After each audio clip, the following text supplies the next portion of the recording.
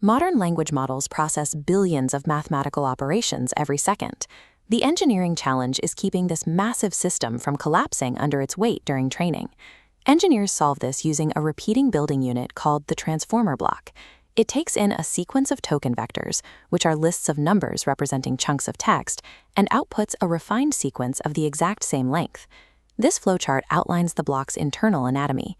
It relies on multi-head self-attention, which is a mechanism that lets tokens share information across a sequence, and feed-forward networks, which process information within individual tokens.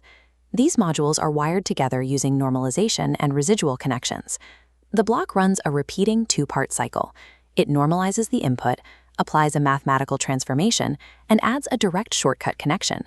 By looping this precise, standardized cycle, researchers can stack dozens of layers together.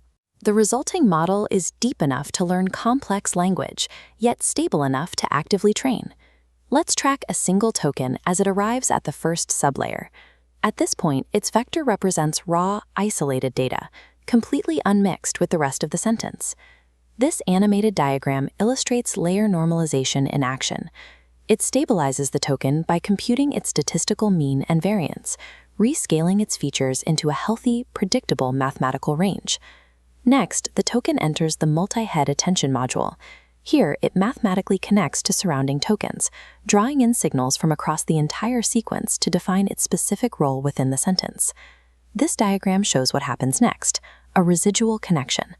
A residual connection is a structural shortcut that bypasses a layer and adds the original input directly to that layer's output.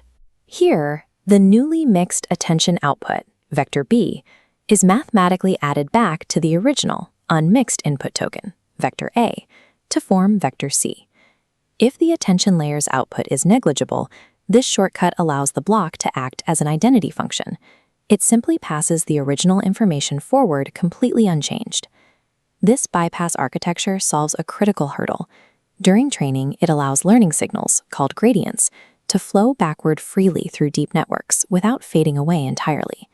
Because of this specific combination of attention and residuals, the model incorporates new context from surrounding words while maintaining its original baseline of information. Our now context-aware token moves to the second half of the block, hitting another layer normalization step to stabilize its values before the next major operation. It enters the feed-forward network. This is a small, independent neural network that operates strictly on this single token, ignoring the rest of the sequence. As you can see in this animated diagram, the inner linear layer of the network takes the token's features and projects them outward, expanding the token into a much larger mathematical dimension. Then it applies a nonlinear activation function, like ReLU or GeLU.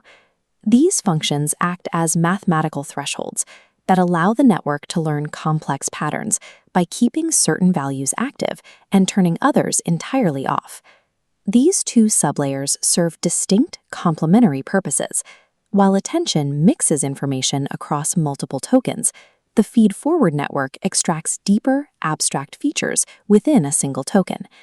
In the final step of the block, a second residual connection adds the original pre-feed-forward token directly back into the new post-feed-forward output. The token that exits this block carries both broad sequential context absorbed from the sentence and highly specific mathematical features extracted internally by the network. When we step back, we see that this single transformer block is just one unit within a massive, towering stack of identical modules. Labor is strictly divided across this structure. The lower layers handle basic syntax, short-range dependencies, and localized language patterns. As those refined outputs travel upward, the higher layers use them to capture global meaning and execute complex, task-specific logic. Through this layered compounding, stabilized at every single step by residuals and normalization, the model takes in raw text and produces the illusion of intelligence. Thank you for watching. Here at Knowledge Equity Partners, our goal is to serve as your hub for practical, everyday knowledge. Please subscribe, like, and share this video to receive daily content designed to make your life more effective and efficient. In our next episode, we shift from internal architecture to look at how these massive language models are actually trained and fine-tuned.